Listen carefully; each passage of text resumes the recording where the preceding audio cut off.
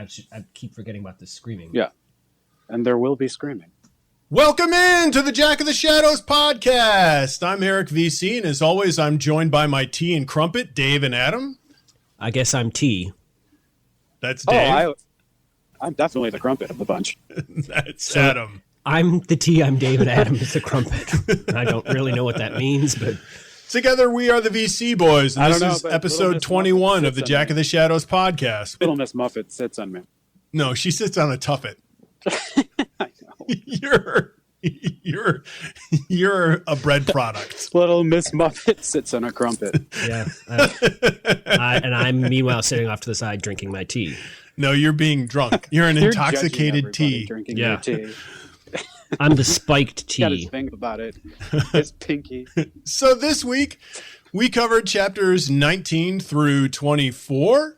We'll start the podcast. We'll move into our next segment because we have already started the podcast. I'm like, start the podcast. Are we restarting the podcast? What's happening here? Hold on to your butts. It's going to be a rough ride. The first segment will be Who Am I? And then that will be followed by a view from Dragonmount. We'll do What Shook Your Willow, Taken to the Mat, where we discuss Matrim Coplin, In Dreams. Not to be confused with Take Me to the Top. Little Test Anxiety, and then our Coplin of the Week, and Who Leveled Up to finish out. So without further ado, let's take our view from Dragonmount. So last episode, we covered chapters 13 through 18 and witnessed the setting of our Aes Sedai in training on the tail of the Black Aja by the Amerlin Seat. Almost immediately, there was an attack from a gray man, and then these women are taken down into the recesses of the White Tower to watch Matt be healed. Yeah. The underbellies. This episode, we read chapters 19 through 24 and wake up with Matt from his prolonged dagger-induced delirium, only to quickly be visited by who we now know as Lanfear in disguise. And shortly after, the Amerlin and her keeper visit, as well to inform Matt that he will be recovering for some time and he's not to leave the White Tower for a while. That doesn't He's got all sorts of visitors. Matt thinks he can escape, but travels to the tower grounds to find out he's known by the guards and there's no way for him to get off the island or get out of the tower. Too bad, so sad, Matt. That's funny. So he wanders around in disappointment, only to encounter warders in training, and dispatches Gawain and Galad with his quarterstaff before hurrying back to his quarters, nearly fainting from hunger. He was like making me hungry. Warders in Training is Eric's next spoken word album. Right. Warders in Training. The Warders in Training. It was a dark night. And then Batman came in. Or it's swooping. a pair of underwears. I don't know. The Underwear's plural? Like, do you wear more than one? Underwears, I guess. Let us not forget our young women. So during this time, Egwene and Elaine are informed that they are to once again descend into the tower depths for their accepted testing. We travel with Egwene, as we did with Nynaeve in chapter 23 of The Great Hunt, Underbelly, and experience the terrible possibilities of what was, what is, and what will be that make up the testing. What is, what was, what shall be. What it shall be. And that concludes our view from Dragonmount. Hello! Look at that view. Hello. It was majestic. Echo. So now it is time for me to quiz you guys on a little Who Am I? Who am I? Who am I? That's right. Yes, exactly. You're Gene Velge. I can't not think about that stupid song. It's not a stupid song. I've come up with another great song. creative limerick. Let's see if you can guess who this is. Oh, creative. Underpants, plural? He's sprinkling himself with some praise. I am. I'm patting myself upon the back. Though dark of eye with tails like a pig, 8 other leaves grew around my sprig. Near Erin this sprig grew, then fell to the earth, lazily exchanging green for the white of rebirth. Who am I? That was pretty clever. Pretty good I would limerick imagine there. that it's Egwene. Nope. I don't know why you would think it'd be Egwene, but Green. Okay. One word in there. I disagree. Could you read it again? Because it was pretty fancy, and I want to hear it again. Though dark of eye with tails like a pig, 8 other leaves grew around my sprig. Near Aaron, this sprig grew, then fell to the earth, lazily exchanging green for the white of rebirth. Is this that the leave? It's not. I have it's no no idea one. that It's this no is. one with the way of the leaf. But that's a good thought. There weren't any of those people in here. This is someone who is in this. Yeah, no, there weren't. Is in it this segment.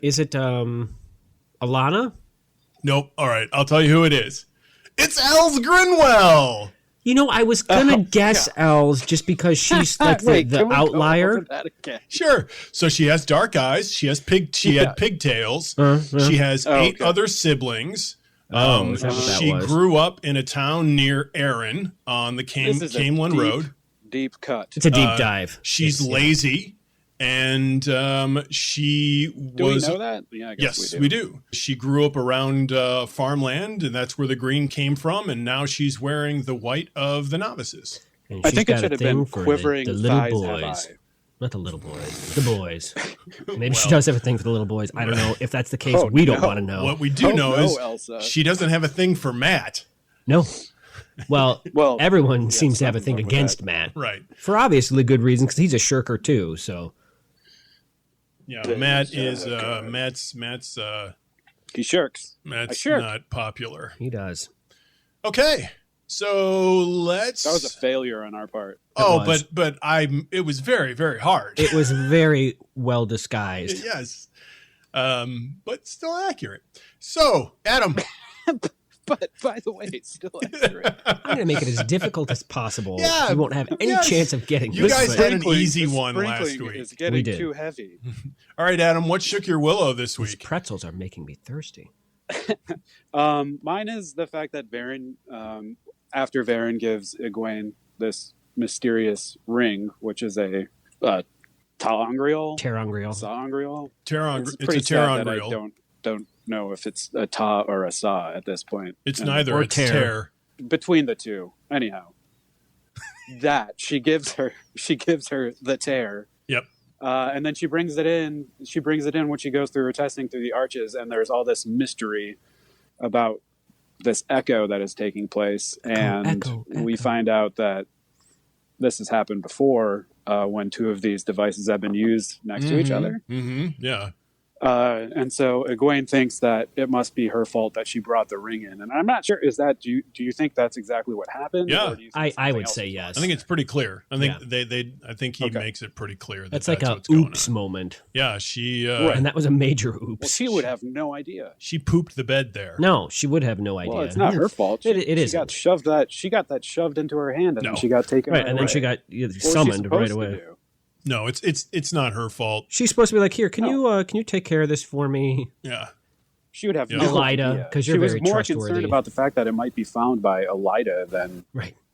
Yeah. Well, Lida's completely Than anything. trustworthy. She wouldn't do anything with it. she'd be like, here you go. Yeah. But that's really fascinating that that would take place. And I'm sure we're going to talk more about that eventually, that these 2 devices next to each other, Yeah. or 2 items next to each other, can just wreak havoc.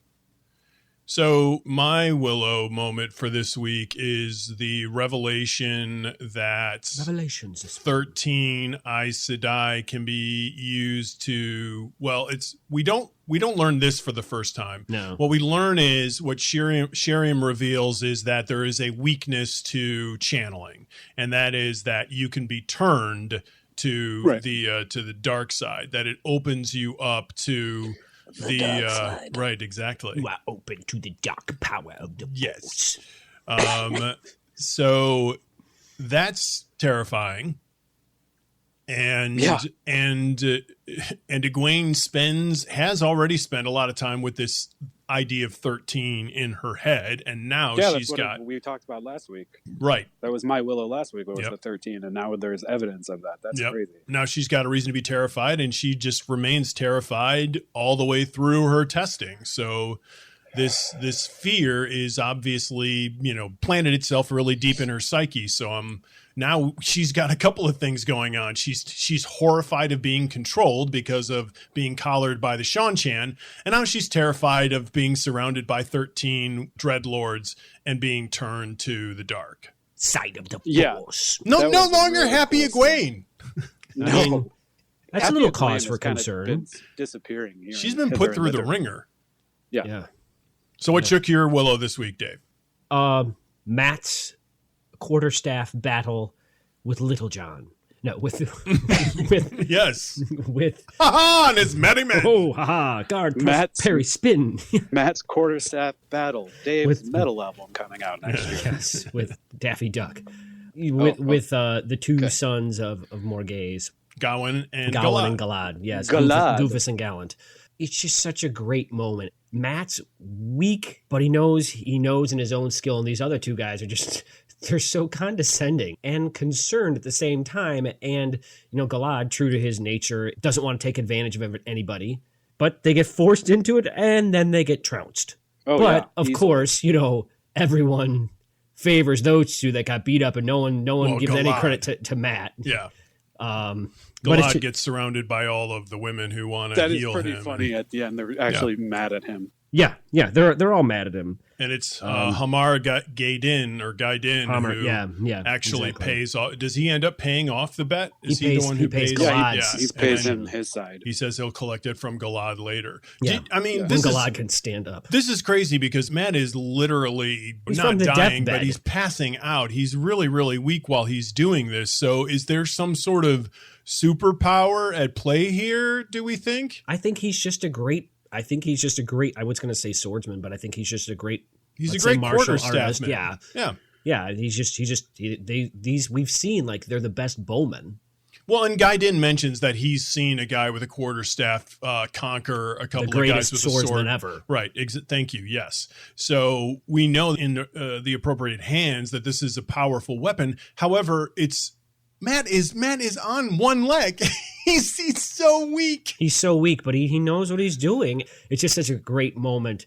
Matt delivers and then just kind of slinks off Yeah. to go get his food because he's starving. Because he doesn't want them to know he's passing out. You know what? In a weird way, with how hungry he is, it reminds me of that moment in the Neverending Story where Bastion's reading up in the attic and he's like eating. He's like, no, Right. I have to save some for later. Can't turn. What does he say? Can't turn back now, or must go on now, or Yeah. something like and that. it's when he's eating his sandwich. He's like, no, Right. I must save some for later. That's it. Yeah, that's it. He has to save some for later. That sandwich looks delicious. It really does. And It was it's made just with the whole loving care. food and reading book thing. Like it was all connected there for me in that moment. I do think that. I mean, he's speaking in different languages. He's having these dreams about being some sort of battle lord. It might have some sort of supernatural power as well added onto it. Well, let's go to the mat. Yeah, let's get. We're gonna get taken to the mat here. Let's talk a little bit more about that. So That's for all you high school wrestlers out there. That's right. Which we were not. No. No, Uh, In my that's a class in high terribly, school for terribly that in hard gym, I sport had to do train that. I for. hated every Yes. moment of it. I was successfully pinned by one of my fellow. So was I. I had to challenge one of the wrestlers. I don't know. They pinned me up against a guy that was on the wrestling team who was like 6-0 or something stupid. And I'm like, what chance do I have here? None, to be specific. Okay, so Matt does have a chance, though. He finally wakes up from this delirium, doesn't really know where he is or kind of where he's coming from. And, Who am I? no longer, no sooner does he gain consciousness than he starts talking in tongues and has this flashback. The incredible journey. Yeah, to to a battle where Some time passed. yeah, some sort of battle with Trollocs. He shouts out Mwadrin, Tai, Dar, Alanda, Cabrin, Raidium, Which we don't know what that means. and we have no idea what that means. Sounds really pretty though. It does. It sounds like he's ordering a Whopper with extra cheese. So he wakes up, Yeah. he starts talking in tongues, and then is visited by Lanfear, who he doesn't know. He doesn't know is Lanfear, right? Matt feels like he's seen her before, though. He says that. So is it because of his old memories, or is it because of... He does not recall who she is. He doesn't know who she is. He might have seen her before, but he doesn't know who she is. I mean, you would remember that woman. Yes.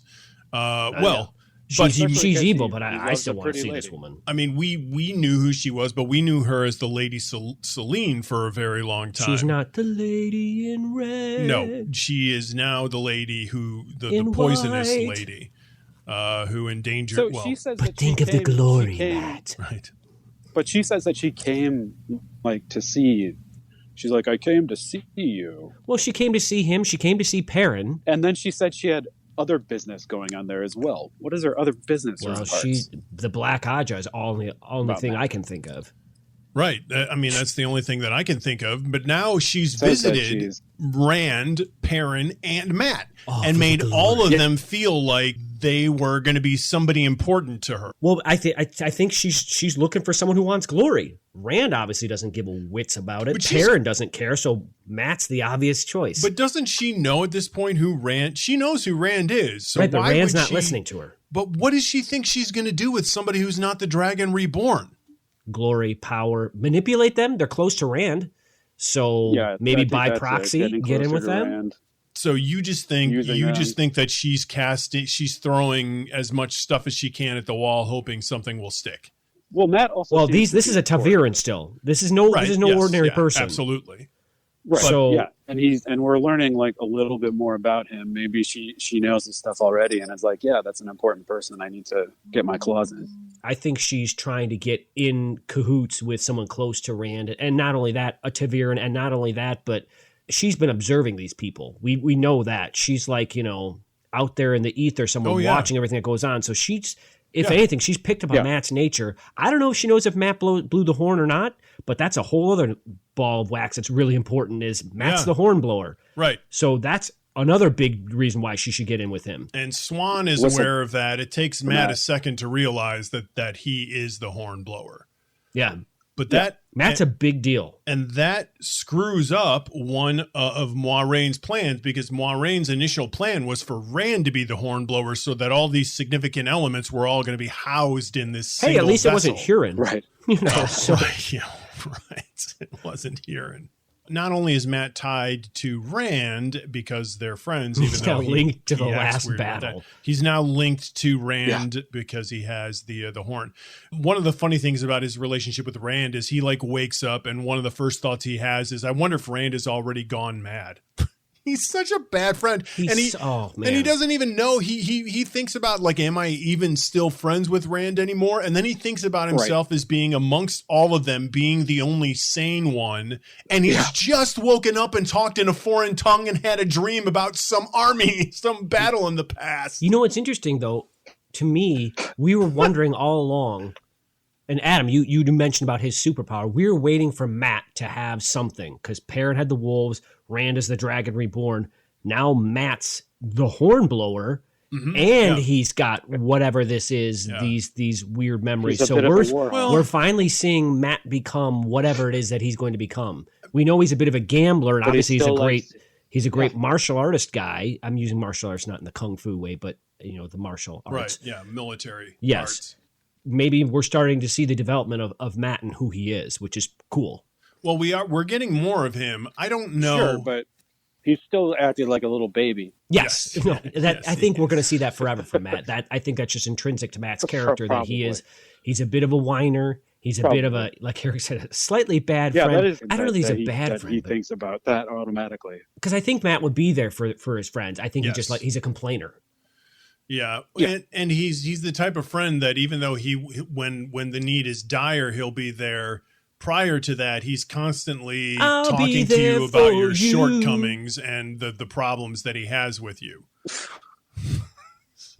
He's going to make you aware of them. He's a pain in the butt. He'll be there by your side, but he's going to let you know every step of the way, man, you're really irritating me. Yeah, and you could go crazy any moment, and I don't want to be around you when you go crazy. It's hard to say whether or not this vision that he's had is directly tied to him just coming out of his coma, because we've had repeated evidence of him talking in a foreign language now. So obviously that's an ongoing thing. These two things, well, they're related because it seems like he's commanding an army in that language, and we heard when he was being healed, we heard him they call it the old tongue, right? So Thank it's you. all past related. Yeah, we heard him commanding armies in the old tongue when he was being healed. So we do have two instances of him commanding armies now. And so maybe this is maybe this is. He also did it in book 1 when they were riding on the horses. When he shouted in the foreign language, and we know that Jordan as a device uses reincarnation. So. Maybe he got rejuvenated. I think we're seeing maybe a bit of that with Matt. Like he's got some stuff from past lives going on. commanding my these past armies. lives. So that's just kind of interesting. Before Lanfear leaves Matt, she tells him that she will use him, but she finds men easier to convince than manipulate, and she plants the seed in his head, which is probably already there. So she cultivates it, really, which is She the rejuvenates Aes the Sedai. idea. The Aes Sedai are going to manipulate you. That's all they do. Yeah. I will that's manipulate music to Matt's you, but ears. I'm telling That is you that music I'll to do Matt's that. ears, Yeah, yeah. absolutely. It reinforces Once again, Matt's she is. image. If she's been spying on them, she knows enough to push the right buttons with Matt. I'm going to use you, but I'm going to tell you I'm going to use you. They're going to use you and not tell you. Just like what happens. Yep. It's sort of because Swan tells him about his Da visiting, but not about Rand's dad, and only just enough information when Matt has to ask, rather than forwarding the information up. Right. Here, you need to know this. Just like she said they would do, and she was right. So that They and got that, their own plans, those Aes Sedai. They do. and that reinforces Matt's desire to get out of Tar Valon and get out of the tower, which he can't do. Doesn't work for him. No, he can't. He's trapped. So then Lyanna and Swan show up, and Matt asks them about some of the information that Lanfear gave him. They reveal that, yep, your dad was here. We sent him on his way. We sent him away. On his merry way. Yeah. With money, though. With Right. gold. We gave him some money for the town Yeah. and his journey. And we're going to keep stuffing you like a Christmas hen, and you are want some going of that to sit food. here and heal. Just delicious descriptions of food, though. I want some of that food. This is Wow. a foodie's favorite chapter. I think he loves writing about food. Well, he loves writing like, about Clothing and clothing food. and food. Clothing and food. We haven't Yes. seen a lot of food description though. It's just very No, I'm just saying about him writing about this Yeah. food description. It's pretty great. it's very appropriate for this segment. He eats a lot of it. He eats for 4 and then gets healed. Yeah. So then before Matt heads out into the grounds, he runs into one of the guards who says, "You have a face that looks trustworthy, but you also have a face that looks like somebody similar who told me that they had a horn of Valir to sell me." Right. Matt's got to be like, well, maybe I do. I love that. How much gold Matt's do you like, have? gosh dang it. I Yeah. was going to say that. You beat me to Maybe the he punch. did. Maybe he and Judy. sleepwalked and actually did that. So let's get up off the mat and head into a little This hidden mat doesn't dreams. smell so Hidden dreams. I hope that was painful to everyone's ears. So Candy colored cloud they call the Sandman. you're creeping me out, dude. Whispers in my Yeah. ear every night. Tiptoes to my room Tiptoes. every night. I always get that. Go to the tulips. Egwene goes to talk to Varen. They're in the brown. Before she left with Leandrin, she was identified as being a dreamer. And her holly color Mhm. braids. So now she They goes. say that she's a dreamer. Right. Yes, they do. And then they write songs about her. And You say it's your birthday. she goes to Varen, and Varen has a list of the Aes Sedai and their names and some of their characteristics. And then she kind of damning evidence to just be toting around with you. Well, yeah, kidding. because anybody that finds her with that is going to think she's a dark friend. Right. Yeah. So, Though I don't know that I agree, but at the same time, it's kind of like, box. why would you, if you're a dark friend, write down on paper who the other dark friends are? yeah, It's not going to look good, but you're right. That does make sense, but that's people Be like, usually "Here, aren't logical. when it kidnap comes to me, this take stuff. this information, and oops, I gave away my whole clan or heart or whatever they're called. Yeah. People mess People's up. is dumb. Varen People did. also gives her this ring, which Controls them she's all. not really supposed to. I mean, she's not been instructed to give her. She Right. gives her the ring and talks about Terangrial. And we get a little lesson in Terangrial again. We know from previous chapters that Terangrial already sort of have the one power imbued in them and use it for a specific purpose.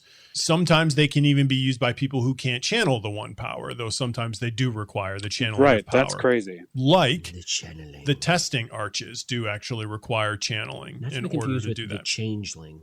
So she gives Egwene the ring. She talks about the woman who originally studied the ring and apparently had hoarded away some ter'angreal of her own. It's just interesting that that she has all this writing that this woman did.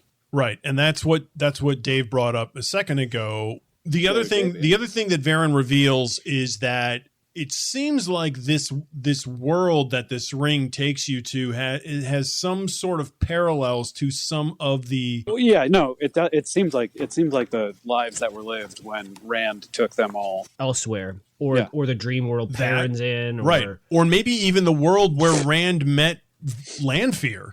You know, true. These are all different parts of the multiverse, and this seems to be some other place. But she talks about this place as if it's like some place that kind of hovers over them somehow. So she obviously knows a lot about this, and it also seems like she's holding some of it back. One thing that I think is very interesting about this section is the fact that there's the creator. And then there's the Dark One, and that the Dark One would be imprisoned in all the worlds. Oh, thank you. Yes. The Dark One is imprisoned in all of these multiverses. And why is that important? Because he's consistent. Because that means that they're all dealing with the same stuff. Well, but also because, I mean, if he were free in one of them, then that means that he could travel to any of the other ones also and conquer them. So he has to be imprisoned in all. Oh, yeah. Because if he's free in one, he's free in all. That'd be like checkers, skipping over all of the other ones. Yeah. Right. All right. So with an understanding of what Egwene learned in that room, she comes out and is whisked away to her accepted testing. So let's get into a little test anxiety here. So I'm going to take my Ritalin. So she has on herself a ter'angreal, and she gets into the room, and they're about to run the test, and there's some sort of resonance. This time around, Alana's like, it's not a big deal. It's just like a buzzing of a fly. We can move on without it. The other funny thing is this section here is almost exactly one book away from where Nynaeve gets tested in The Great Hunt. Oh, that's cool. Nynaeve gets tested in chapter 23 in The Great Hunt. This is chapter 22.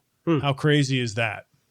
So chapter 23, Alana says it's like a bite me flying around. We know afterwards what it is.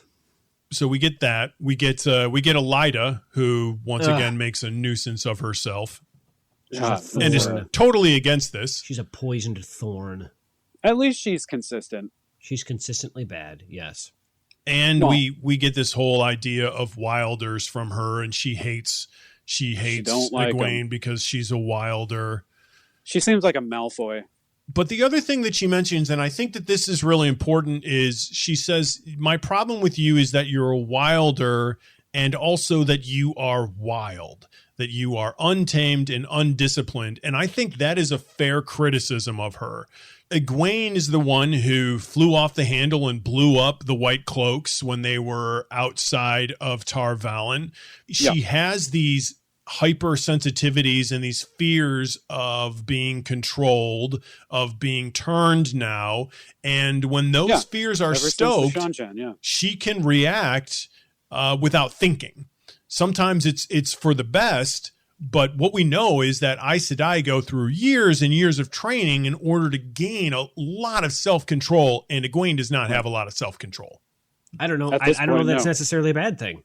Sometimes I think if you have too much self-control, it can be their self-control might lead to putting up with more than they necessarily should. Well, if I was around somebody really powerful, I would be a lot more comfortable if I knew that they were in control of themselves.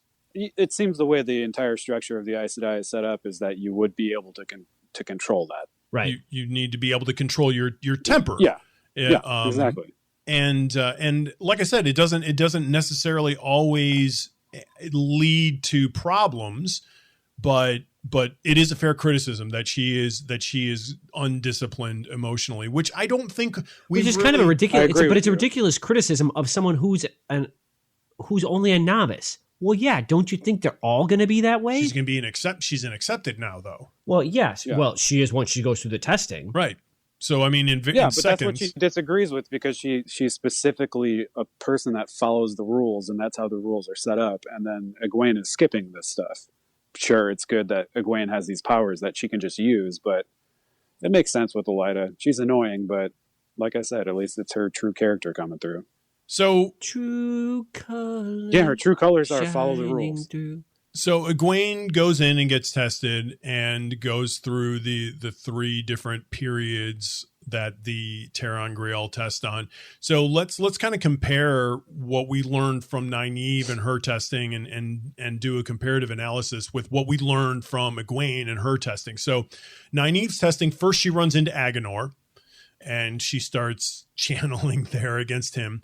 And then she runs into Malena Alar, the wisdom in Emond's Field, who is a dark friend and is taking over Emond's Field, and she abandons her people in order to leave through the arches. Heartbreaking. And then finally, she, experiences this life with Lan, where, she has this life that she imagined in her fantasies for the future. And then she gets to realize it in what will be. And she's forced to leave that in order to become accepted. Right. So she has some complexity here. I mean, there's the fear of the Forsaken.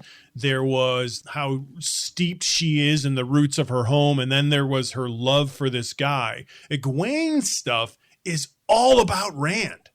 It is all about Rand. Yeah. And she still seems to be in love with him. So that's really interesting, because it makes sense.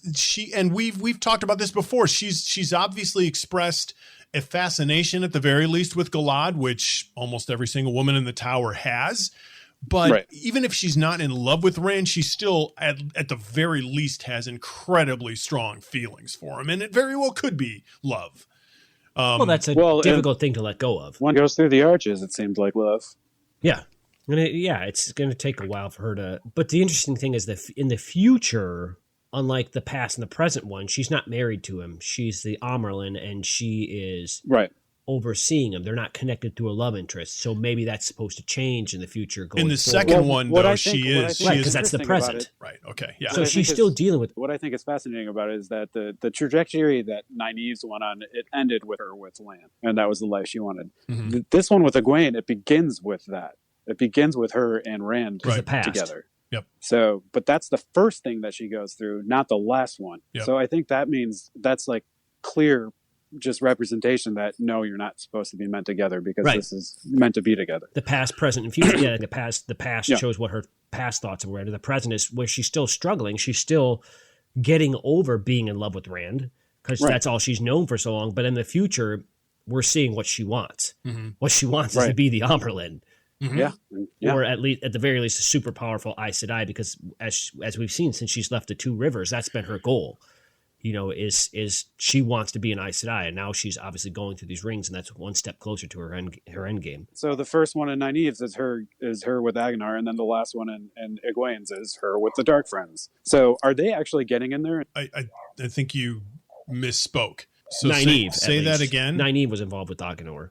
Nynaeve was involved with Agenor, yes. But Egwene's last arch that she had to go through, was her, and then getting involved with the 13, right? Correct. Which seem like the women that one of them is a. I think we've learned that really the women that are there run the rings and are responsible for what these people see. No, I don't think they are. I don't think they have control over. We don't have any evidence of that yet. Okay. Interesting thing. And her lucky number 13 crops up again here. Yep. And so we learn 13 is the number of Aes Sedai used to gentle a man. It's the number of Aes Sedai used to still a woman. It's the number of dreadlords used in order to turn. Dreadlords plus. Right. Dreadlords plus the Myrddraal. Dark Friends. Yeah. Well, Myrddraal specifically. It has to be Myrddraal. Yeah. That's what I mean. Myrddraal plus Aes Sedai, yeah. Yes, yep. Well, and for Rand, in order to turn Rand, it was Dreadlord specifically that were coming for him. So So that number, that unlucky number, is used for a number of different things. The number 13. The other thing that I find fascinating here is if you think about all of the different testing scenarios now that we've experienced, and you probably realized this while you were reading, Egwene's final one is by far the longest. Mm-hmm. It's like a story in 3 acts. It's crazy. Fascinating. Yeah. I mean, she's in there for a very long time, and most of these stories have all occurred in a single setting. She travels through multiple so much settings. that goes on with that, which is so cool. And I love when she comes out. We talk about Elida getting on her about her, and this is common to the Two Rivers girls with Nynaeve. Nynaeve comes out full of righteous fury. So does Egwene. And her words are, is this all I'm, destined for, is to fail him time and time and time again. I think this is part of Egwene's character, is she is a giver. And her first thought is not to come out and be like, look what you did to me. Her thought when she comes out is for Rand. Like it's like her thought is this all I'm meant for, is to fail the person that I'm supposed to be helping? And I think that's a great testament to her character. So on the one hand, just like Matt, she has her weaknesses, but on the other hand, one of her tremendous strengths is her ability to support those that she loves, for sure. She goes back into that room. She goes back into that building where the timbers have collapsed on Rand. To help rescue him. She's definitely a good person to have in a foxhole. Then after it's all over, we get this moment with Alana, when Alana says, maybe that ringing thing was a bigger deal. The only other time that we've seen this is when we've had 2 Terangri all together. I should have stopped it. Right. I should have stopped it. And then she has this incredible guilt complex over it, and offers. And Egwene's kind of like, no, you really don't need to feel guilty at all. Right. You didn't do anything wrong. Right. I don't need to have you around me all the time. I have lots of things to do. What do we make of that? Because Jordan goes through a couple of efforts to help the reader realize how really weird this request of Alana's is. The Amerlin seat reacts oddly. Varen reacts strangely. Even Egwene is suspicious of what's going on here. I think Egwene specifically being suspicious is odd to me, because she's like, Egwene's suspicious of everybody because she's got the papers in her pocket. She's super paranoid of Black Aja being anywhere. So any woman that's like does anything mildly outside of the norm, she's going to be uber suspicious of. So I think there's a bit of that to it. I think maybe in the terms of the Alana thing, didn't Egwene indicate, like, she was talking about something about wanting to be a green? She was asking what it means to be a green. Right, which Alana is. So Alana is super heightened aware of that this girl wants to be a green, and now she's, potentially screwed this up in her testing. So she feels really, really, really responsible for what may and or may not happen. Now, obviously, it's to a very large degree, like more so than you would expect. So maybe there's an element of that, to that, where she feels responsible for potentially screwing up someone that's going to be coming into her Aja. I don't know. There's a lot of things that factor. But the funny thing is, whatever it is she's claiming it's not her fault. It's Egwene's quote unquote fault. I mean, she couldn't have done anything about it because she got grabbed right when she came out of, Varen's study.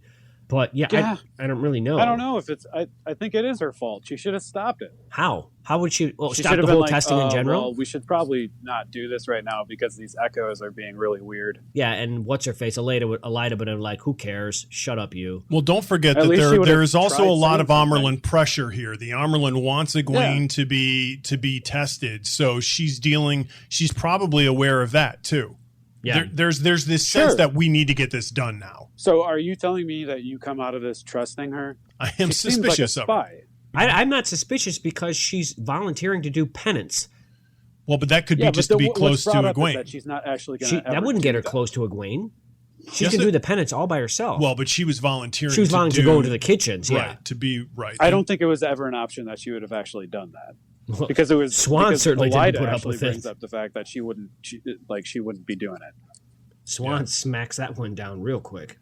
We'll have to keep our eye on her. One other thing, Egwene leaves the testing and returns to her room, and she gets consoled by Nynaeve, and Nynaeve says, one day we will make them pay our price. Yeah. So once again, Nynaeve with the vengefulness. The wet sand in your underwear. But hats off to Nynaeve here. She really takes them under her wing like a mother bird. She does, but she's always so driven by her own hatred that she foists it off onto other people. Yeah. Well, sure, but she also another crazy thing to me is that she says it'll get better day by day by day. She does. Yes, she does, because she's experienced. Which is nuts, though. That if you're lost, you can look and you will find me. Exactly. That used to be one of the most covered songs. It's a great song. Yeah, no, this is just a deep, deep, deep emotional experience that all these women go through. It is, but once again, Egwene didn't have a time to process it, and then she got in front of Nynaeve, and Nynaeve took care of her. Yeah. Nynaeve.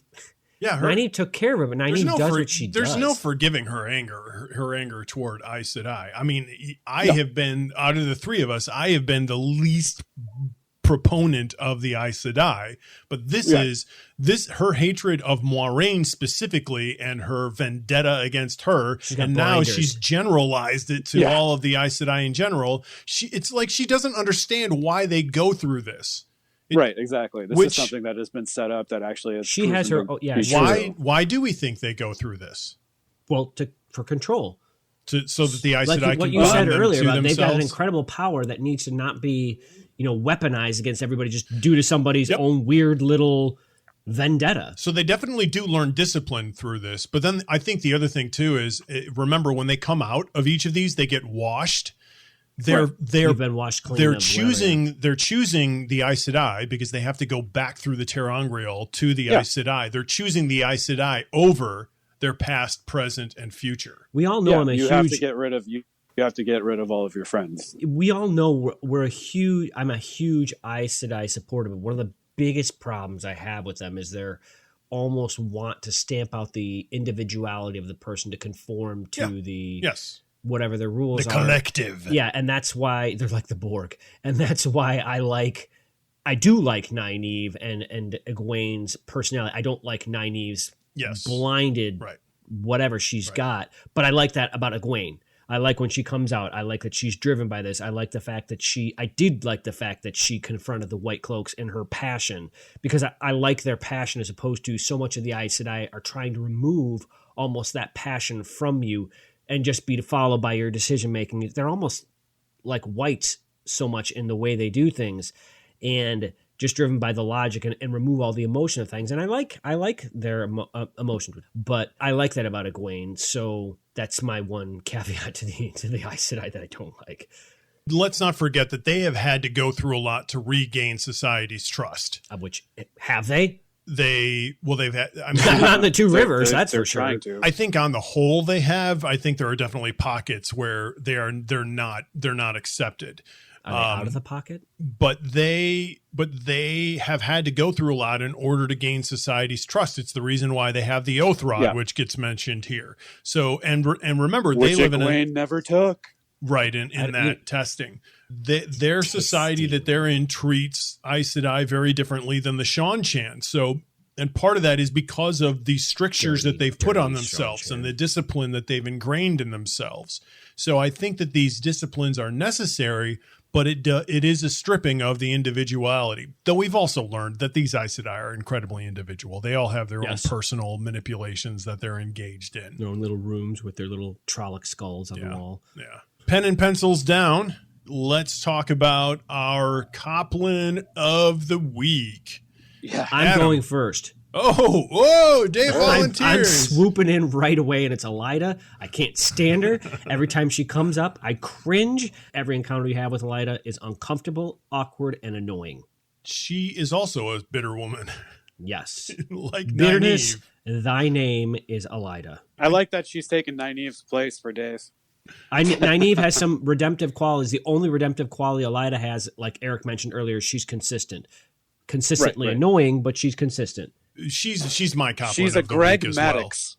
She's the Greg Maddox of pains in the butt.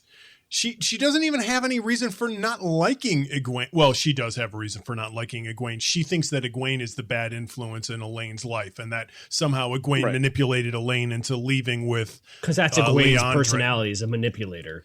Well, she doesn't know Egwene though at all, so she doesn't know what her personality foisting off her, like Nynaeve, foisting off her own weird little whatevers. So Elida is my Coplin of the week as well. Adam, are you gonna mix it up a little bit?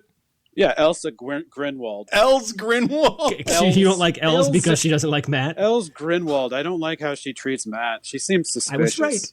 She seems a bit preoccupied and like some. Adam's thinking everyone's suspicious. I am, because there are these Black Aja. You've been reading a Black Aja script. Getting led by Lanfear, apparently. Yeah, maybe. What else is she doing there? No, I don't. Adam's putting himself in Matt's I don't like how she treated Matt. She Jilted. seems like she's got a place to be that doesn't seem like it would be any good. Okay. She's just a glorified messenger boy to me. And I could also be completely wrong about that. Maybe she's just going to bake a cake. All right.